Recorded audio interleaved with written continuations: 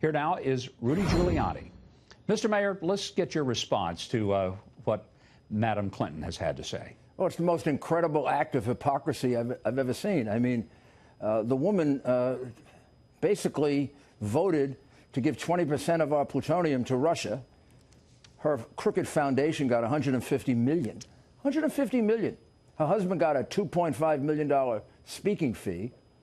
I don't know, it kind of looks like bribery, it smells like bribery, it sounds like bribery. I'm not saying it is, but it comes awful close. Plus, if anybody was guilty of obstruction of justice, it's her. I mean, she did away with 33,000 emails. She destroyed phones. She had a guy doing it with hammers. And she bleach bid her server. President Trump didn't do any of that. In fact, she's not telling the truth. He turned everything over to the special counsel. Didn't obstruct anything. There's no obstructive act that was found, even by Mueller. You know, Mr. Mayor, I was shocked that she would even go there. I mean, in light of the fact that she had these servers, what you just ran through, that litany of things that even Jim Comey went on television to basically say, yeah, this was stuff she shouldn't have done, but her intent wasn't there.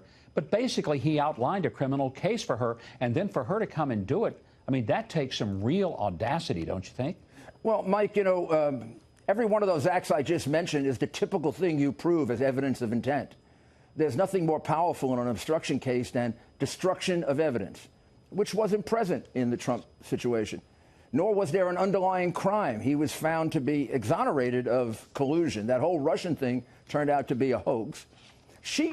Her campaign played a role in promulgating that hoax. They paid $1.1 million for the phony Steele dossier. The only person who actually apparently has done business with the Russians is Hillary. And I think she's going to be in for quite an extensive investigation, and she doesn't have Jim Comey to fix the case for her this time. Mr. Mayor, the president weighed in on this today. He had a message to the Democrats in Congress, and it basically was this. Bring it on. Let's watch. Get your reaction afterwards. The subpoena is ridiculous.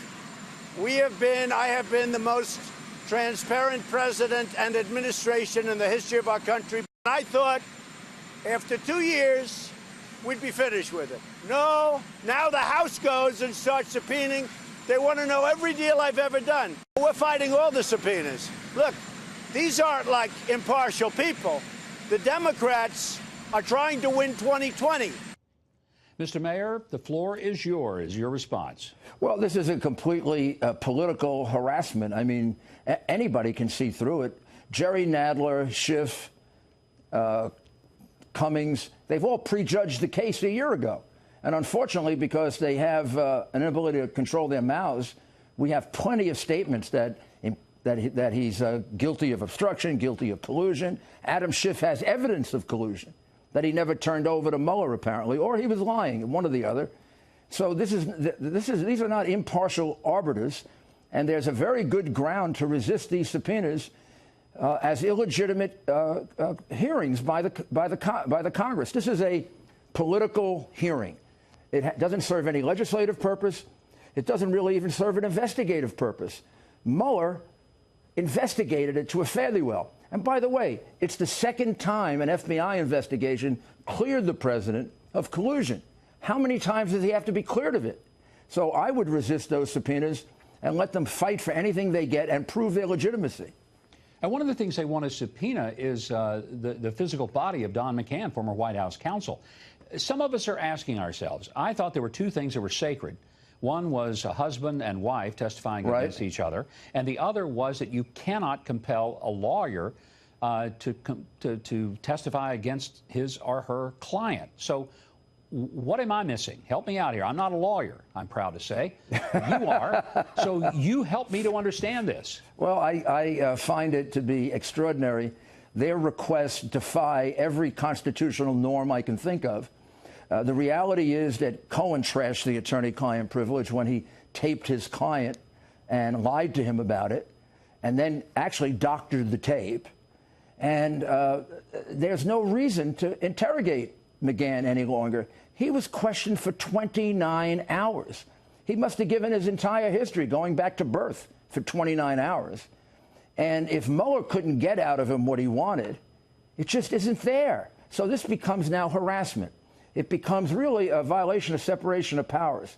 Congress is going so far here. They are interfering with the ability of the executive branch to function. 81 subpoenas before the report was even filed. I mean, they decided this before they read the report. Jerry Nadler was overheard on the train coming down from New York to Washington, plotting an impeachment. And a week ago, one of his aides was heard doing the same thing. So they can go try to fool somebody else, but not Donald Trump. So I guess I'm having a hard time understanding.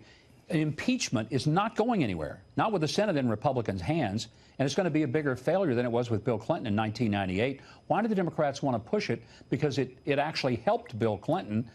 Do they not think the same thing will happen with Donald Trump? And let me make a distinction.